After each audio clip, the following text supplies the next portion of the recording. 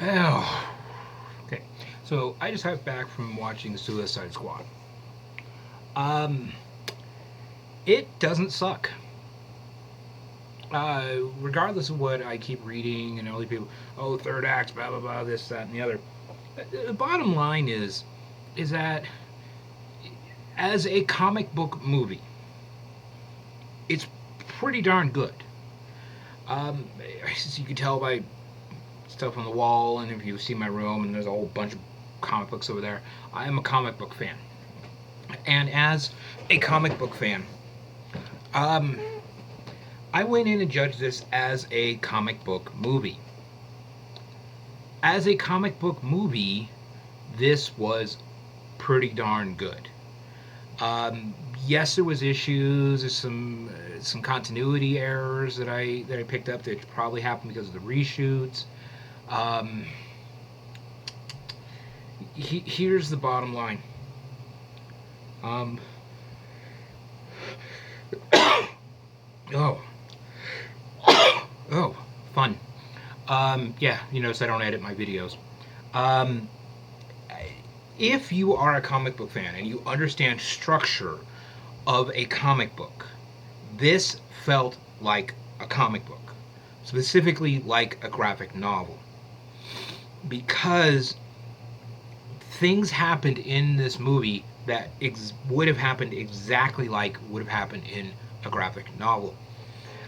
People complain, oh, there's not enough Joker. The amount of Joker we got in here was right. I think that if they had shoved in a couple more Joker references and a couple more Joker appearances, I wouldn't. I would have been like, okay. Um, it just kind of would have felt forced.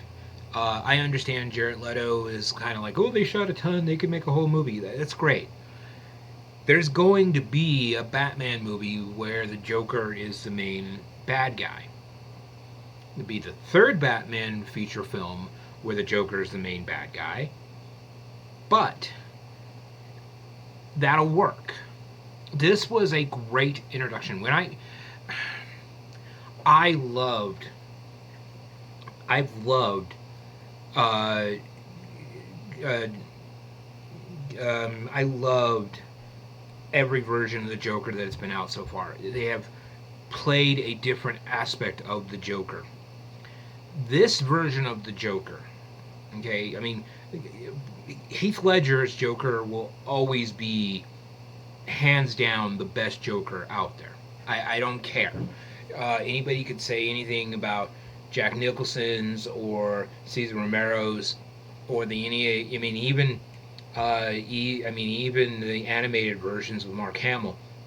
I think Mark Hamill's Joker was definitely second on that list. This version of the Joker was a good Joker. It worked. It was not uh, a great. I think there's a lot more room to grow. Heath Ledger's Joker, beyond everything else, blew away every other version in the past, present, or future of what the Joker can be because it just worked.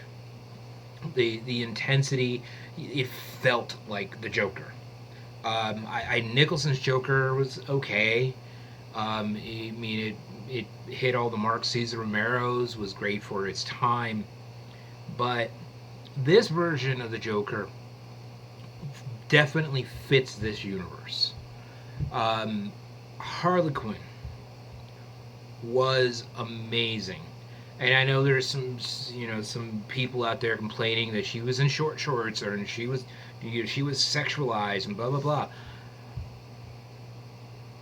Yeah, here's the thing. So what? Harley Quinn in the comic books wears these same types of outfits. I mean, I'm looking at an outfit right up here on my wall from some Suicide Squad from this year, where she's in short shorts and a small top. Ooh, oh, and she had at one point had a wet T-shirt so you could see her bra. Ooh, Margot Robbie nailed this. nailed this character. It was beautiful. The little flashes of her in her original outfit were awesome. They did this character right. Deadshot was bang on the money. Okay, and I'm not trying to create a pun there, but but his version of Deadshot was probably the best we could ever hope for, because the version of Deadshot in Arrow, eh, this one actually gave him depth. He was not playing Will Smith. He was playing Floyd Lawton. He was playing Deadshot. He was a character, getting back to what he does best when he is in a feature film, which is playing a character. Look at Ali. Um, Look at a few of his other films where he plays a character and sticks to that character's motivation and doesn't just pull off the Will Smithisms. Okay, Captain Boomerang was awesome. Katana. Oh, I loved this.